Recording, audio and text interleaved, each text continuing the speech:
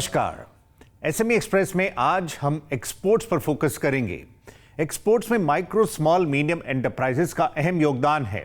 एक तरफ घरेलू इकोनॉमी की परफॉर्मेंस है, वहीं ग्लोबल बाजार में कई चुनौतियां। ऐसे में निर्यात के मोर्चे पर एमएसएमईज कैसे कदम बढ़ाएं, ग्लोबल सप्लाई चेन्स में भागीदारी बढ़ाने के लिए कैसी रूपरेखा तैयार करें, साथ ही ई कॉमर्स एक्सपोर्ट्स के पोटेंशियल को कैसे भुनाया जाए, आज इसी पर मंथन होगा। हमें ज्वाइन कर रहे हैं Rakesh Mohan Joshi, director IIPM, professor IIFT, doctor Veena Jha, CEO Ikdhvaj advisors, और साथ ही मौजूद हैं doctor Arpita Mukherjee, professor, Indian council for research on international economic relations, ICRIER. आप सभी का शुक्रिया, धन्यवाद। शुरुआत अर्पिता जी आपसे। जिस तरह से भारत ने 2030 तक $2 ट्रिलियन एक्सपोर्ट्स का लक्ष्य रखा है, इस समय आपको आगे की राह कैसे दिख रही है? डोमेस्टिक इकोनॉमी में तो हलचल है, पर ग्लोबली कई तरह की अनसर्टेनिटीज, कई चुनौतियां हैं। आप क्या बताएंगे? विदेश में तो अभी सिचुएशन कई देशों में थोड़ा-सा मुश्किल चल रहा है, ग्लोबल स्लोडाउन चल रहे हैं। हम बहुत अच्छे कर रहे हैं, नो डाउट हमारी प्रोडक्टिविटी बढ़ रहे है, हम बहुत अच्छे कर रहे हैं। इस सिचुएशन में अगर जो हमारा टारगेट है, जो 2 ट्रिलियन का टारगेट है, ये नॉन अचीवेबल टारगेट नहीं है, क्योंकि अगर हम लोगों ने अभी प्रोडक्ट डाइवर्सिफिकेशन किया, अब जैसे देख रहे हैं कि हमारा इलेक्ट्रॉनिक्स एक्सपोर्ट बढ़ रहा है, फार्मास्यूटिकल एक्सपोर्ट बढ़ रहा है, तो कुछ-कुछ चीज़ों में हमारी जब मैन्युफैक्चरिंग बढ़ रही है, हमने डाइवर्सिफाई कर दिया अपना मैन्युफैक्चरिंग को, तो हमारे एक्सपोर्ट्स भी बढ़ रहे हैं। तो और गुड्स का 1 ट्रिलियन है, सर्विसेज का 1 ट्रिलियन है। सर्विसेज का 1 ट्रिलियन में आईटी का काफ़ी बड़ा रोल रहता है। तो हम अगर पूरा देखें तो ये असंभव नहीं है, अगर हम थोड़ा जो चीजें कर रहे हैं उसको सही ढंग से करते जाए। जैसे 1 डिस्ट्रिक्ट 1 प्रोडक्ट कर रहे हैं, डिस्ट्रिक्ट एज एक्सपोर्ट हब कर रहे हैं, तो हम प्रोडक्ट डेवलपमेंट, ब्रांडिंग, एमएसएमईज को सप्लाई चेन में लिंक करना, ये सब चीजों से पॉसिबल है। वीना जी, जैसे एक्सपोर्ट इंडस्ट्री में बदलाव की हवाएं चल रही हैं, कोशिश ये की जा रही है कि इंडस्ट्री को अब गवर्नमेंट सपोर्ट से दूर किया जाए और इंडस्ट्री अपने आप में सेल्फ सस्टेनिंग हो। आप इंडस्ट्री के कामकाज को इस मौजूदा सिनेरियो के बीच कैसे असेस कर रहे हैं? इंडस्ट्री खुद सक्षम है, लेकिन उसमें गवर्नमेंट इंटरफेरेंस नहीं होनी चाहिए। जैसे मिसाल के तौर पे अगर आप इनपुट्स पे टैरिफ हाई कर देते हैं तो फिर एक्सपोर्ट्स कभी भी कंपेटिटिव नहीं हो पाएंगे। गवर्नमेंट के सपोर्ट चाहिए, लेकिन अलग तरह से चाहिए। जैसे कि इंडस्ट्री को इस्टेब्लिश करने में और कंट्रीज में जैसे कि प्लग एंड प्ले फैसिलिटीज दी जाती है, उस तरह की फैसिलिटी अगर इंडिया में भी मिले तो हमारी इंडस्ट्री बहुत आगे बढ़ सकती है। दूसरी बात यह है कि अगर हम अपनी कंपेटिटिवनेस असेस करें दूसरे कंट्रीज की अपेक्षा, क्योंकि अब ऐसी स्थिति ग्लोबल मार्केट्स में आ गई है जब हमें दूसरे कंट्री से मार्केट लेना पड़ेगा। मिसाल के तौर पे इलेक्ट्रॉनिक्स, वियतनाम की इलेक्ट्रॉनिक्स जो एक्सपोर्ट जो है वो इस वक्त $40 बिलियन की है, हमारी $11 बिलियन की है। हम ग्लोबल मार्केट जो है वो बहुत ज़्यादा नहीं बढ़ेगा, तो अगर हमें वियतनाम से शेयर लेना है मार्केट का तो फिर हमें बहुत ही एनेबलिंग एनवायरनमेंट देना पड़ेगा ताकि हमारी इंडस्ट्री आगे बढ़ सके। ये गवर्नमेंट का काम होगा। प्लग एंड प्ले फैसिलिटी देना, पावर स्टेबल देना, क्रेडिट सबवेंशन देना, टैरिफ इनपुट पे कम करना, इन सब चीज़ों पे, और टेक्नोलॉजी को बहुत बढ़ावा देना, इन सब चीज़ों में गवर्नमेंट सपोर्ट की ज़रूरत होगी। लेकिन गवर्नमेंट खुद एक्सपोर्ट करे, इसकी ज़रूरत नहीं है। आइए अब प्रोफेसर जोशी का रुख करते हैं। एक्सपोर्ट्स को लेकर जो स्ट्रैटेजी अडॉप्ट की जा रही है, डिस्ट्रिक्ट स्तर पर एक्सपोर्ट हब्स की जो बात है, एक तरह से ये पूरे डिस्ट्रिक्ट को ट्रांसफॉर्म कर लोकल प्रोड्यूसर के लिए ग्लोबल सप्लाई चेन में मौकों पर जोर है। इसको आप कैसे देख रहे हैं? हमारे यहाँ पर अलग अलग क्लस्टर्स हैं, क्लस्टर्स में अपनी स्पेशलाइजेशन है और डिस्ट्रिक्ट्स के माध्यम से इसको स्ट्रेंथन करने पर जोर है।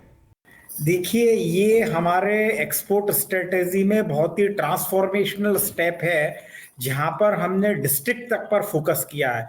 आप देखिए, ट्रेडिशनली भारत के कॉन्स्टिट्यूशन के अंदर फॉरेन ट्रेड जो है वो भारत यूनियन लिस्ट में आता था, तो भारत सरकार ही उस पे करती थी। फिर उसके बाद हमने कहा कि भाई स्टेट्स को फोकस करना है, और अब ये हो गया है कि डिस्ट्रिक्ट तक फोकस करना है।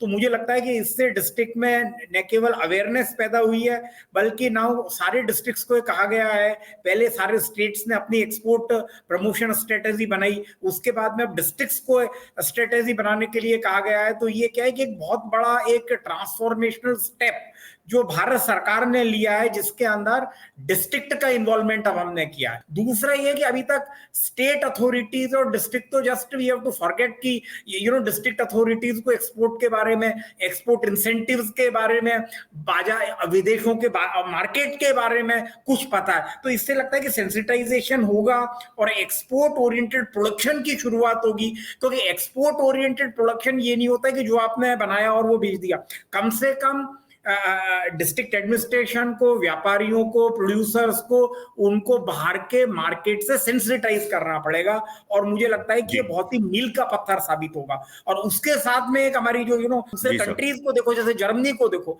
तो जर्मनी में एक्सपोर्ट इसलिए बढ़ा है क्योंकि उनमें स्टेट वाइज और डिस्ट्रिक्ट वाइज उन लोगों ने एक्सपोर्ट प्रमोशन किया है। The same thing is in America. America के अंदर every state has got an export promotional department, like every product has got. तो मुझे लगता है कि ये एक्सपोर्ट प्रमोशन की दिशा में एक बहुत अच्छा कदम है। वीना जी, तो जिस तरह से फोकस डिस्ट्रिक्ट्स पर किया जा रहा है, ऐसे में माइक्रो उद्यमियों के लिए लोकल रीजन्स में कैपेसिटी बिल्डिंग, ट्रेनिंग सेशंस पर आपकी क्या राय होगी?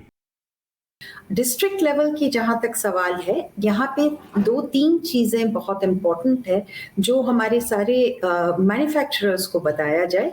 एक की exporter certificate, authorised dealer certificate लेना पड़ता है, और ये लेना कॉम्प्लिकेटेड होता है। तो डिस्ट्रिक्ट लेवल पे इसको सिंप्लीफाई करना चाहिए, कोई इंटरमीडियरी बना देना चाहिए। क्रॉस बॉर्डर पेमेंट्स में मुश्किल आती हैं, रिटर्न्स में मुश्किल आती हैं, तो इन 3 तवज्जो पे लोगों को ध्यान देना चाहिए, खासकर मैन्युफैक्चरर्स को बहुत ध्यान देना चाहिए ये 3 पॉइंट्स पे। और एसएमईज जो खासकर होते हैं, जो छोटे एंटरप्राइजेस होते हैं, वो बिल्कुल ही नहीं जाना चाहते हैं इस मार्केट में, क्योंकि उनकी रियलाइजेशन 40% ऑफ द वैल्यू होती है, ये बहुत कम है वैल्यू वाइज। तो उनको इस पे अवेयरनेस रेजिंग करना पड़ेगा, किस तरह से वो वैल्यू ज्यादा रियलाइज कर सकते हैं इस मार्केट पे, क्योंकि ये टूल जो है, ये इलेक्ट्रॉनिक कॉमर्स का टूल, इस वक्त डिस्ट्रिक्ट लेवल में ये सब अवेयरनेस बहुत जरूरी है। अर्पिता जी, जैसे कई रीजन्स के साथ एफटीएस पर जोर है, इसकी जानकारी एमएसएमईज तक पहुंचे और वो नई संभावनाओं को टैप कर सकें, ऐसे में क्या फैसिलिटेशन सेंटर्स सेटअप किए जा सकते हैं? एफटीए में क्या होता है कि सिर्फ आजकल टैरिफ डिस्कस नहीं होता है, तो नॉन टैरिफ मेजर्स और कई फैसिलिटेशन मेजर्स डिस्कस होते हैं, और एमएसएमईज का एक चैप्टर भी होता है एफटीए के अंदर, जहाँ पे आप कई सारे मुद्दे को डिस्कस करते हो कि क्रॉस बॉर्डर एमएसएमई पार्टनरशिप, माने दूसरे कंट्री में एमएसएमई में पार्टनरशिप कैसे होंगे, ये भी डिस्कस करते हैं। हमारे जो सबसे बड़ी प्रॉब्लम है जब हम एमएसएमई से बात करते हैं या बड़े कंपनी से बात करते हैं, सबसे बड़ी प्रॉब्लम तो हमारे देश में है कि हमारा जो इंपोर्ट ड्यूटीज, टैरिफ, ये सब ऑनलाइन है ही नहीं। हर साल बदलते रहते हैं, मगर कौन सी टैरिफ है ऑटोनोमस, कौन सी है किस एफटीए पार्टनर के साथ, ये इंफॉर्मेशन कहीं पे नहीं है। एचएस कोड वाइज एक्सेल में अगर ऐसे डाल के इसको टेक्नोलॉजी के थ्रू ऐसे कर दे कि कोई भी प्रोडक्ट का आप एचएस कोड टाइप करो तो, और कोई कंट्री टाइप करो तो आपको एटलीस्ट पता चले इस देश के साथ मेरा ये टैरिफ है, ये सेस है, ये चीज है। ये जब तक आपको नहीं पता चलता, आपको समझ में नहीं आता कि मैं क्या करूं, कहां से इंपोर्ट करूं। आज के डेट पे स्टेट में भी एफटीए सेल्स नहीं है, तो पहले स्टेट में FTA cells, facilitation centre, understanding centre बनानी चाहिए कि किस एफटीए में एमएसएमईज को कैसे कवर किया गया है, कोई स्पेशल प्रोविजन है क्या।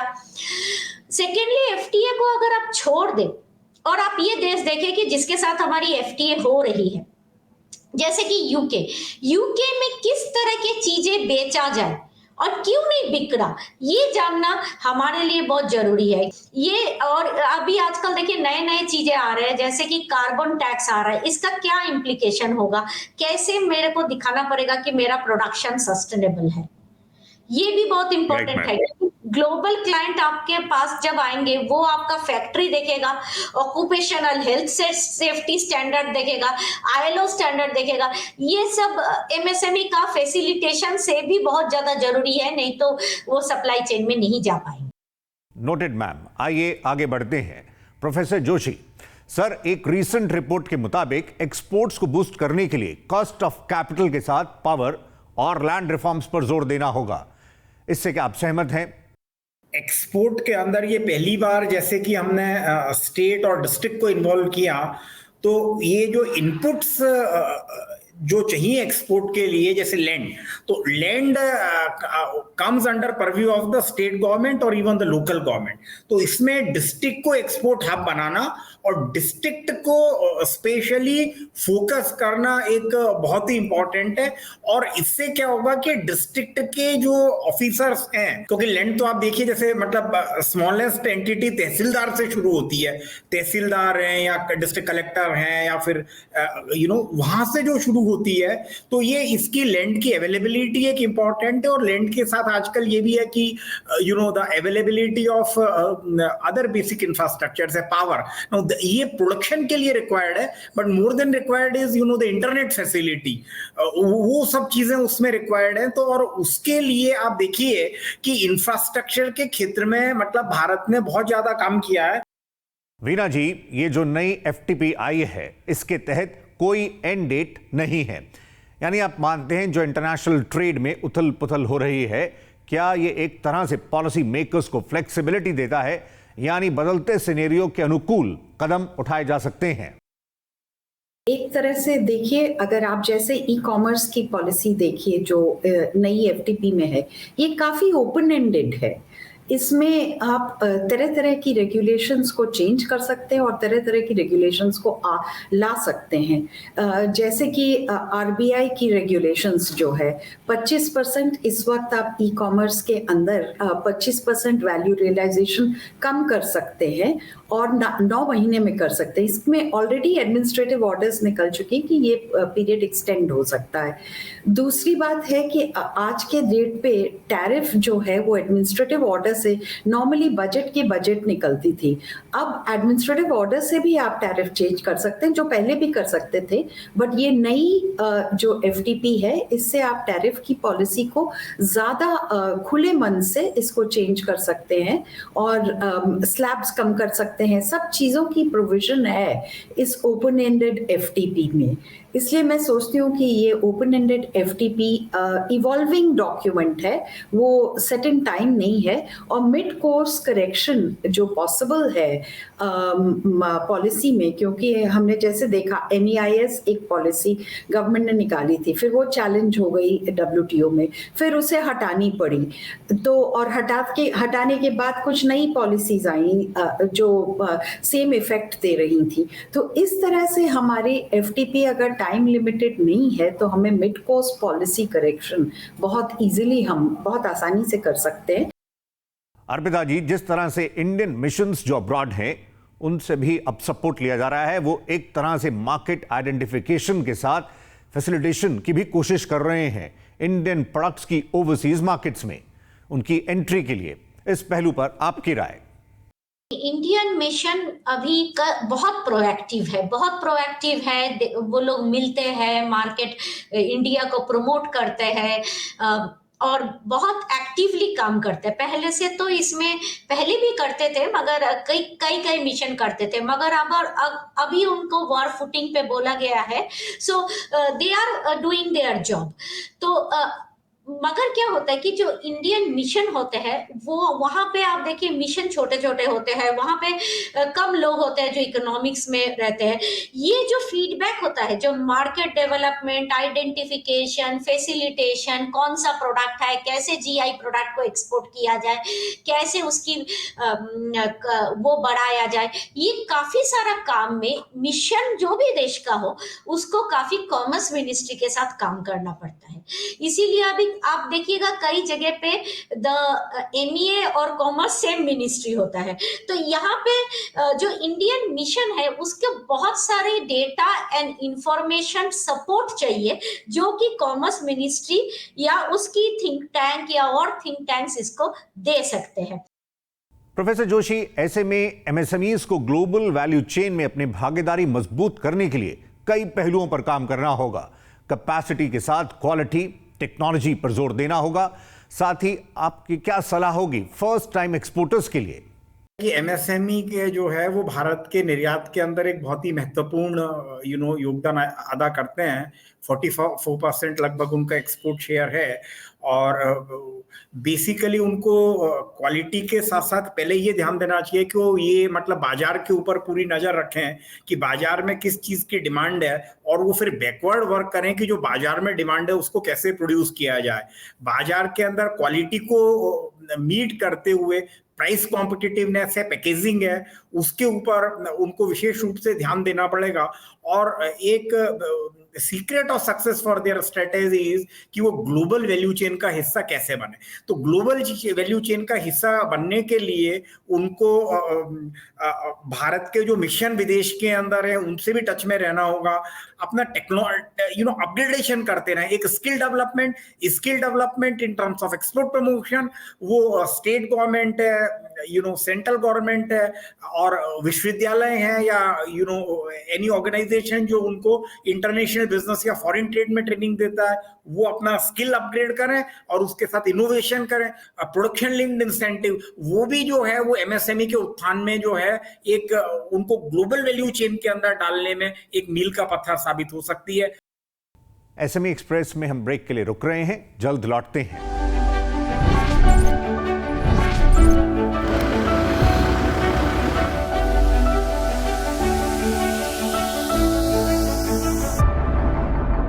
आप देख रहे हैं SME express.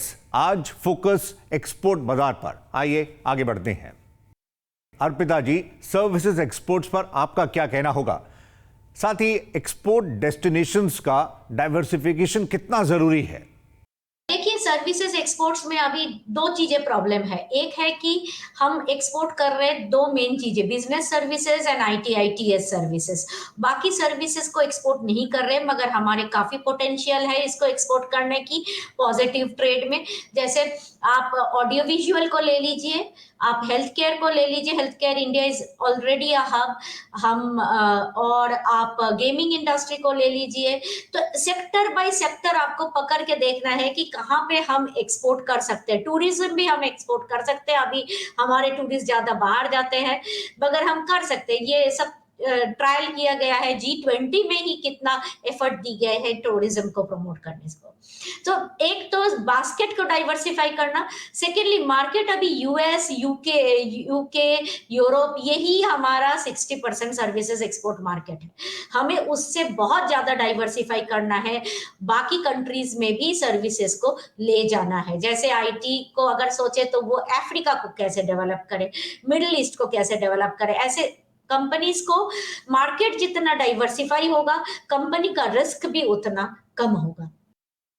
Veena ji, e commerce export small businesses के लिए ह्यूज अपॉर्चुनिटीज ला रहा है। ऐसे में आप चलते हुए इसके पोटेंशियल के साथ रिटर्न ऑफ प्रोडक्ट्स जो हायर साइड पर रहते हैं, इस पर एमएसएमईज को क्या बताएंगे? आज के हाई ग्रोथ इकोनॉमीज में ई कॉमर्स 10% होता है पूरे एक्सपोर्ट्स की।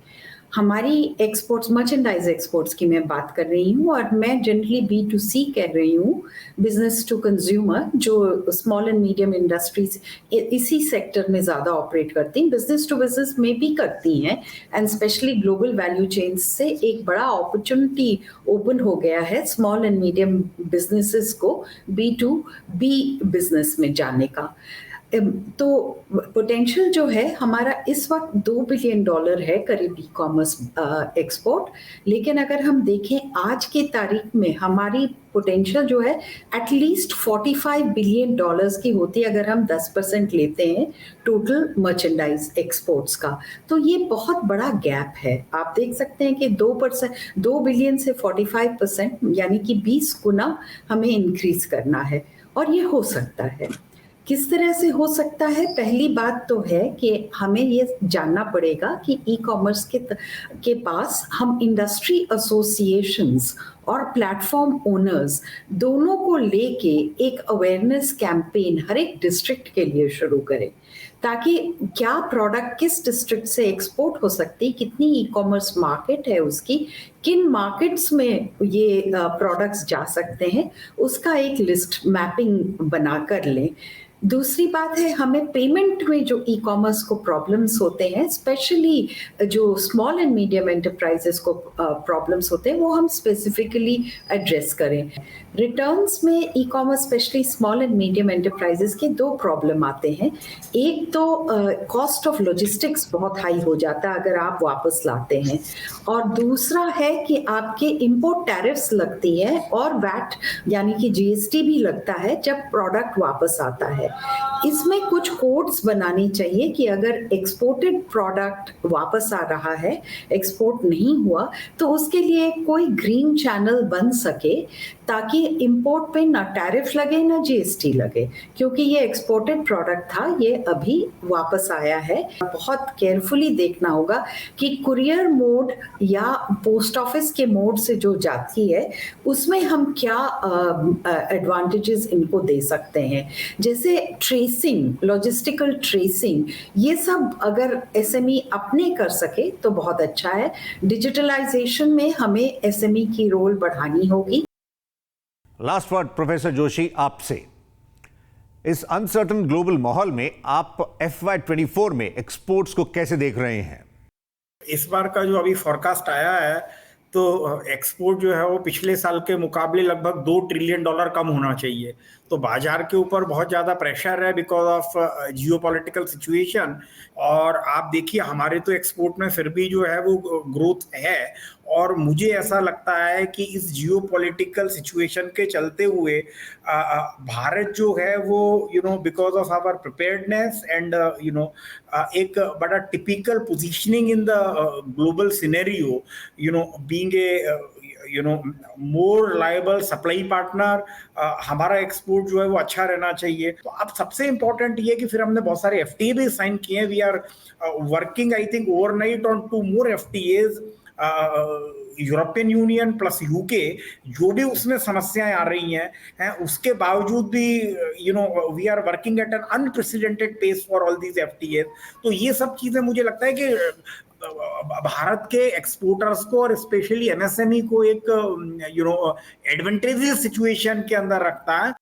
तो SME एक्सप्रेस में अभी के लिए इतना ही। हमें ज्वाइन करने के लिए Rakesh Mohan Joshi, director IIPM, professor IIFT, doctor Veena Jha, CEO Ikdhvaj advisors, और doctor Arpita Mukherjee, professor ICRIER, आप सभी का शुक्रिया। Thank you. अगले सेशन में हम मुलाकात करेंगे आपके साथ एक नई थीम के साथ। फिलहाल नमस्कार।